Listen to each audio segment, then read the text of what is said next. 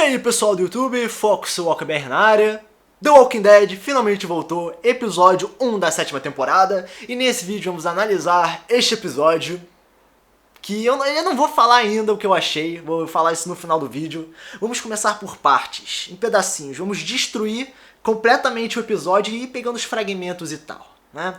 Então vamos começar primeiramente fazendo aquela leve comparação, não com os quadrinhos, mas com o episódio anterior, né? Nós sabemos que o final da 6ª temporada, no caso episódio 16, foi um tanto decepcionante, né? Aquele gancho de merda, sacou? Deu aquele efeito negativo. Muita gente ficou frustrada, muita gente não gostou e tal. E aí é claro que The Walking Dead tinha que encontrar alguma maneira de considerar, né, esse ponto e trazer algo muito melhor. E esse episódio eu acho que serviu como um ponto bastante válido. A primeira coisa que a gente tem que notar é aquela brincadeira de ida e volta pro presente, passado, né? Porque não mostrou o Negan batendo de imediato na pessoa, né? Já começou mostrando um fato já no futuro, com o Rick traumatizado, já com sangue na cara e tal. Então já temos aí aquela brincadeira de o que aconteceu, por que vocês não mostraram, quando é que vocês vão mostrar, vou continuar assistindo. É isso que a AMC fez, é isso que o Scott Gimple fez, aquele golpe sujo, aquele golpe baixo de vamos brincar com o telespectador, manipular ele a continuar vendo, pra ele tentar descobrir o que realmente aconteceu. E foi exatamente isso, um golpe baixo, mas que serviu de forma apropriada pra todo esse lance de suspense de quem ele matou, né, prolongar a coisa mais ainda. Mas esse é o primeiro ponto, sacou? Foi um lance curioso e eu acho que foi apropriado, apesar de ser um golpe meio sujo, um golpe meio baixo. Em relação ao Negan, ele já foi bastante autoexplicativo, tanto na season finale quanto nesse episódio, né? Ele quer dominar as pessoas, ele quer, como posso dizer, ter o controle da situação. E ele não poderia ter sido mais claro do que ele foi no episódio, né? Levando o Rick que nem como se fosse a putinha dele pra dentro do trailer, fazendo todo aquele discurso de dominação e tal, e antes mesmo que tivesse aquele aprofundamento, uma questão visual agora, né? O Rick, ele tava nas sombras, não é? Ele foi jogado no chão no trailer, o Negan sentou lá na poltrona, lá, brincando de dirigir e tal, colocou o machado na mesa, e o Rick como é que tava? O Rick tava nas sombras, encolhido no canto, com medo, assustado. Aquilo era uma representação perfeita de dominação, né? O Rick tava numa posição de submissão. Aquilo passou uma mensagem tanto para as pessoas que entendem claramente mensagens subliminares, quanto pessoas que precisam de algo um pouco mais claro. E esse tipo de cena foi muito óbvio, sacou? Foi uma coisa que passou a mensagem de uma forma direta. Não precisa pensar muito pra saber que o cara tava na pior, que o cara tava sendo dominado, ele tava no cantinho. Não só o Negan falou isso, como é o que ele buscava fazer, mas o próprio Rick passou a ter uma postura de submissão. Então isso foi interessante porque já demonstrou uma passagem lenta da transformação do personagem. Uma outra coisa também que ajudou nessa questão de dominação é a questão das ordens do Negan, não é? Porque ele sempre falava, Rick, levante, pegue o machado, tente me matar. Agora, Rick, joga o machado no chão. Rick, quando ele tacou o machado em cima do trailer, vai lá pegar meu machado, pega meu machado, pega meu machado. Isso são ordens, sacou? É uma coisa interessante porque o personagem, ele tava disposto a dominar o Rick. E não é só dominar de matar o cara, não é torturar, mas sim transformá-lo em um certo bicho de estimação, né? O Rick, ele tinha que obedecer a todas as ordens do Negan. Então o machado, né, que muitas pessoas falaram que o Negan poderia cortar a mão do Rick, representou uma coisa, eu acho que tão interessante quanto. Representou um processo de domesticação, né? Toda vez que o Rick pegava o machado, ou toda vez que o Negan avançava nele, ele dava uma ordem. E o Rick, claro, ele tinha que obedecer, senão os amigos iam morrer. Então é um processo de domesticação, um processo de dominação, enfim, isso foi interessante. E quem conhece, né, o Negan já pela HQ e toda essa transição pra série, dá pra ver claramente o início da relação dos dois. Porque eu acho que essa é a relação mais importante de todo The Walking Dead até agora, né, até nos quadrinhos no caso, a gente tá chegando na edição 170 ou algo assim, e essa relação entre esses dois líderes é a coisa mais significativa. Não é entre o Rick e o Glenn, Rick e a Maggie, a Michonne, não. É o Rick e o Negan. E, cara, esse início de conversa entre os dois, pelo menos do Negan pro Rick, e todo esse processo de dominação, foi muito importante. Eu acho que foi uma das cenas mais significativas pra passar a ter essa mudança nos personagens. Primeiro que o Andrew Lincoln, né, o ator do Rick, é fantástico, sacou? Nesse episódio ele passou dos limites da atuação e em todos os momentos deu pra gente perceber o que ele tava sentindo. Ele tremendo, suando e tal, uma coisa, cara, ator que é muito bom consegue fazer isso facilmente. E eu não sei qual foi o processo que o Andrew Lincoln passou pra conseguir fazer isso, pra ter esse tipo de postura, mas foi uma coisa fantástica. Enfim, a primeira parte do episódio foi somente isso, papinho de dominação e busca pelo machado. E no final das contas, enquanto isso acontecia, teve o processo de voltar pro passado. Aí vamos para a segunda parte da análise, que foi, no caso, a morte do Abraham. Não é? O Abraham foi a primeira vítima do Negan, né? Teve duas.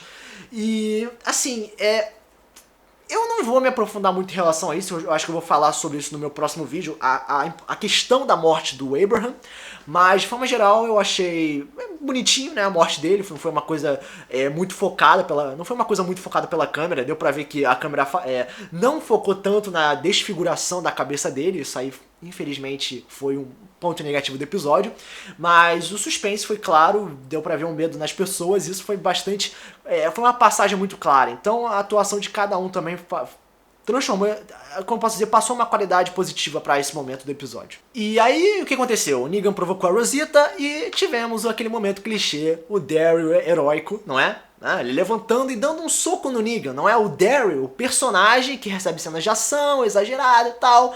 Lembrando que ele tinha levado um tiro no ombro, sacou? Ele não tava, como eu posso dizer, capacitado pra fazer tal ação, mas é claro que ele é o herói, não é? Da AMC, ele é o personagem mais foda do mundo e tal. E o que acontece, claro, podia ter feito isso com qualquer personagem. Qualquer um podia ter levantado e atacado o Negan, mas não. Tem que fazer o Daryl, sacou?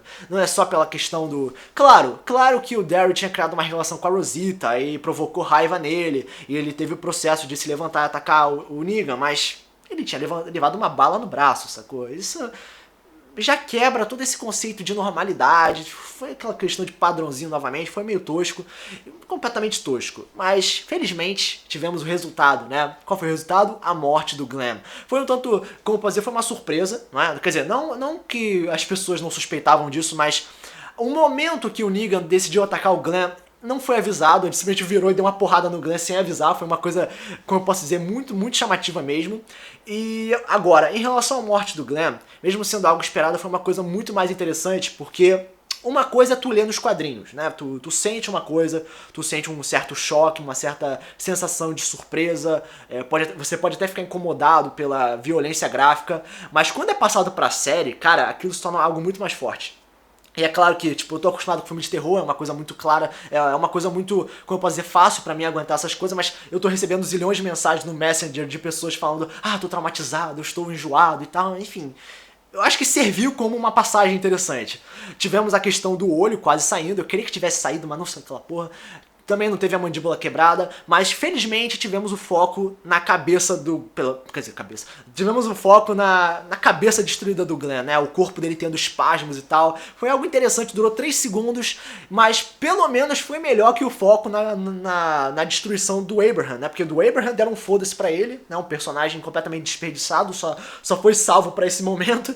E em relação ao Glenn foi uma coisa muito mais, como eu posso dizer, foi uma beleza, né? Ele tentando falar com a Maggie, foi uma coisa bem, muito, muito foda. E sabe o que é o mais engraçado? É que durante o processo do episódio inteiro, tivemos várias referências de cabeças sendo estouradas, não é? Tivemos o Negan dirigindo o trailer, batendo em um zumbi e a cabeça estourando. Tivemos o Negan atirando nos zumbis, ou batendo com a Lucy ou com o machado na cabeça de zumbis e a cabeça sendo estourada também. Até tivemos a cena do Rick segurando um cara que tava na corda e a cabeça saindo do corpo e tal. Tudo indicando, tudo fazendo referência, ó, cabeça, cabeça, cabeça, cabeça. E foi uma coisa, cara, é um easter egg, sacou? É uma referência, isso é muito...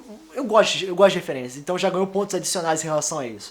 Mas isso é um ponto curioso, esses pontos aí que a gente percebe, faz uma relação e tal. Mas ok, acabou as mortes, acabou a tortura, ou será que não? Não é? O Rick acabou sendo jogado novamente na frente de todo mundo, depois daquela conversa no trailer, e teve todo aquele processo adicional de tortura psicológica, pelo menos do fingimento de amputação, né? O blefe da amputação, que o Negan marcou o braço do Cole e tal, o Rick foi completamente quebrado no processo. Agora, 2 pontos aí que temos que levar em consideração.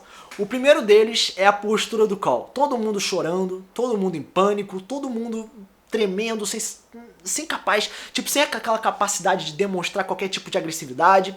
E o Cole, não é? Uma figura fria, calculista, psicopata e tal. Nossa, esse processo foi lindo, sacou? Ele nesse episódio, ele pode como eu posso dizer, pode ter tido poucas cenas, mas pra quem leu os quadrinhos, aquilo foi lindo, sacou? Ele enfrentou o Negan, sacou? Ele não ficou com medo, falou, questionou, sabe o que? Você quer o quê e tal?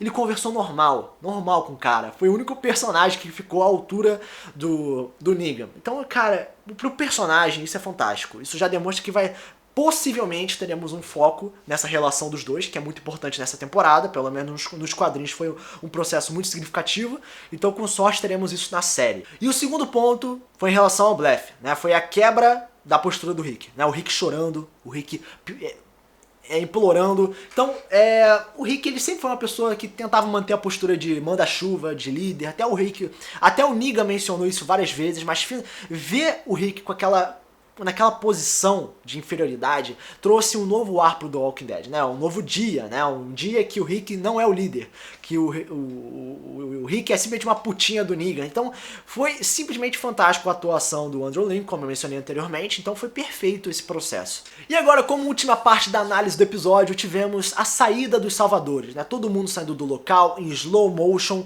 com uma musiquinha triste e tal. Foi uma combinação perfeita para passar um ar mórbido, não é? E ainda tivemos alguns salvadores tirando foto da cabeça destroçada do Glenn, do Abraham, para fazer referência também ao episódio 12, não é? Que o pessoal invade a base dos salvadores e vê várias fotos de cabeça sendo estouradas, então o Glenn e o Abraham acabaram entrando naquela coleção. Então fizemos a associação com episódios anteriores também como um complemento adicional. Logo em seguida tivemos a Meg, não é? Que deu pra ver que ela estava enfurecida, estava incomodada, mas felizmente deu pra ver o processo de transformação da personagem, que ela estava muito mais confiante, pelo menos em relação à sua decisão de querer matar os salvadores, não é? Eu acho que ela foi a única personagem naquele momento que não estava disposta a se submeter, né, a ficar submissa a eles, ainda mais porque ela não tinha mais nada a perder, né? Ela tava com aquela sensação de, porra, perdi a pessoa mais importante na minha vida, como eu não tenho nada a perder, eu vou tomar uma atitude agressiva porque eu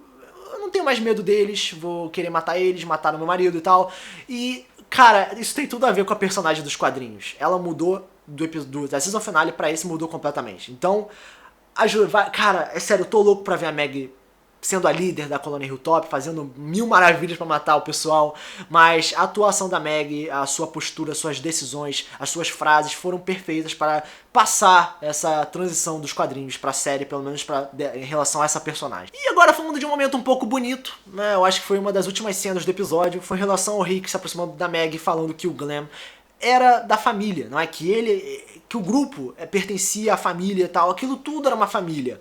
Mas o mais engraçado é que tinha dois cadáveres, né? E o grupo inteiro não estava em um cadáver só, o grupo estava dividido, não é? Nós tivemos a Meg, o Rick, o Carl, todo mundo em volta do cadáver do Glenn, enquanto no outro lado nós tínhamos o Eugene, nós tínhamos a Rosita e a Sasha ao redor do Abraham, né? São duas famílias, são dois pontos, então é uma curiosidade, mas serve para clarear mais ainda essa divisão, né? Pelo menos para, como eu posso dizer, passar uma transparência dos relacionamentos. Então, no final, os caras foram embora e tal. Então, de forma geral, do início ao fim foi tortura psicológica, foi uma tortura visual para as pessoas mais sensíveis, foi uma coisa interessante. Infelizmente, tivemos uma certa quantidade de censura, principalmente em relação ao cadáver do Abraham e todo o seu processo de morte. Foi muita conversa fechada somente no Rick e no Negan, Rick e Negan. Raramente tivemos algum personagem de fundo falando algo importante, foi mais algumas frases rápidas, mas só para não ficar fechado somente naquela dupla. Infelizmente tivemos um foco somente naquele ambiente, que foi a floresta. Eu senti falta de foco em outros locais, mas é claro que com todo aquele processo de transformação e de passagem de terror, não seria um tanto adequado para as outras pessoas, né? Senão o clima poderia ser quebrado. Mas infelizmente o episódio passou bastante rápido e logo em seguida não tivemos o foco em mais nada. Foi apenas o grupo saindo do local e fim de papo. Foi como se eles tivessem pegado literalmente a edição 100, né, e até o início da 101 e passou para 50 minutos. Foi, como eu posso dizer, pouca coisa transformada em muita coisa, mas felizmente tivemos a violência gráfica, tivemos a agressividade do Rick, tivemos o processo de domesticação dele e tudo mais. Então, como nota, vendo os pontos positivos e negativos, a nota vai ser 9,5. Já começou fantástico esse primeiro episódio, infelizmente com alguns pontos negativos, mas vamos ver como é que vai ser os próximos episódios pra gente poder fazer uma análise geral da primeira parte dessa temporada. Então, Esse foi o vídeo, se você gostou, se você quer comentar alguma coisa, você pode comentar aqui embaixo nos comentários. Quando você pode canal, compartilhar o vídeo, ajuda assim o canal a crescer. Então, espero que vocês tenham gostado, foco no próximo vídeo, valeu!